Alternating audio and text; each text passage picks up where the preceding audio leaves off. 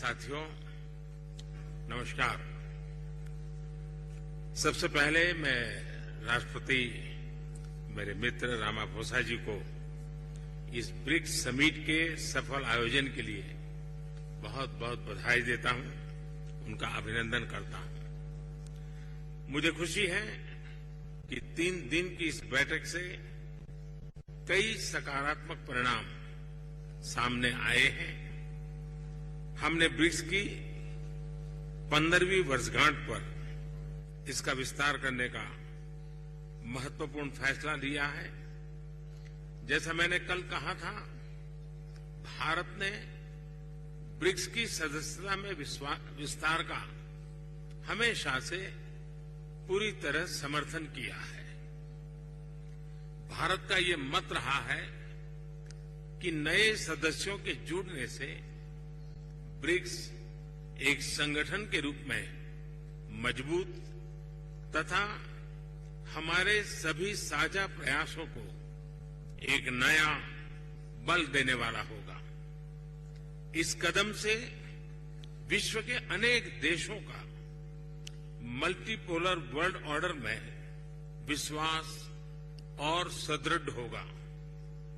मुझे खुशी है कि हमारी टीम्स ने मिलकर एक्सपांशन के गाइडिंग प्रिंसिपल्स, स्टैंडर्ड्स, क्राइटेरिया और प्रोसीड्यूर पर सहमति बनाई है और इनके आधार पर आज हम अर्जेंटीना, इजिप्ट, ईरान, सऊदी अरब, इथियोपिया और यूएई का ब्रिक्स में स्वागत करने के लिए सहमत हुए हैं। सबसे पहले मैं इन देशों के लीडर्स और वहां के नागरिकों को बहुत बहुत बधाई देता हूं। मुझे विश्वास है कि इन देशों के साथ मिलकर हम अपने सहयोग को एक नई गति और नई ऊर्जा देंगे।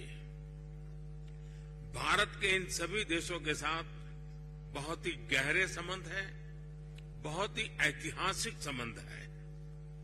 ब्रिक्स की मदद से हमारे द्विपक्षीय सहयोग में नए आयाम अवश्य जुड़ेंगे। जिन अन्य देशों ने भी ब्रिक्स से जुड़ने की अभिलाषा व्यक्त की है, भारत उनको भी पार्टनर कंट्रीज के रूप में जुड़ने के लिए कॉन्सेंसस बनाने में योगदान देगा। फ्रेंड्स, ब्रिक्स का विस्तार एवं आधुनिकीकरण इस बात का संदेश है कि विश्व के सभी इंस्टीट्यूशंस को बदलते समय की परिस्थितियों के अनुरूप ढलना चाहिए। ये एक ऐसी पहल है जो 20वीं सदी में स्थापित अन्य ग्लोबल इंस्टीट्यूशंस के रिफॉर्म के लिए एक मिसाल बन सकता है।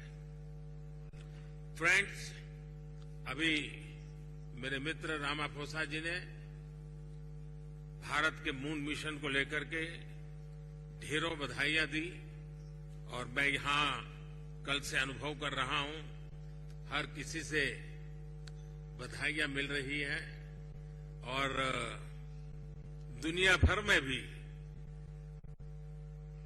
इस सफलता को एक देश की सीमित सफलता के रूप में नहीं, लेकिन पूरी मानव जाति की एक महत्वपूर्ण सफलता के रूप में स्वीकार किया जा रहा है। ये हम सभी लोगों के लिए अत्यंत गर्व का विषय है और भारत के वैज्ञानिकों को पूरे विश्व की तरफ से अभिनंदन का अवसर है। फ्रेंड्स, कल शाम भारत के चंद्रयान ने चांद के दक्षिण ध्रुव पर सॉफ्ट लैंडिंग की। ये केवल भारत के लिए ही नहीं, बल्कि पूरे विश्व के वैज्ञानिक समुदाय के लिए एक बहुत बड़ी उपलब्धि है। और जिस क्षेत्र में भारत ने अपना टारगेट तय किया था, वहां पहले कभी कोई प्रयास नहीं हुआ है और ये प्रयास सफल हुआ है तो बड़ा डिफिकल्ट टेरेन के ऊपर विज्ञान हमें पहुंचा पाया है। ये अपने आप में विज्ञान की, वैज्ञानिकों की बड़ी सफलता है। इस ऐतिहासिक अवसर पर आप सबकी तरफ से मुझे भारत को, भारत के वैज्ञानिकों को और दुनिया की वैज्ञानिक कम्युनिटी को जो बधाई के संदेश मिले हैं, मैं सार्वजनिक रूप से आप सबका, मेरी तरफ से, मेरे देशवासियों की तरफ से और मेरे वैज्ञानिकों की तरफ से बहुत बहुत धन्यवाद करता हूं। Thank you.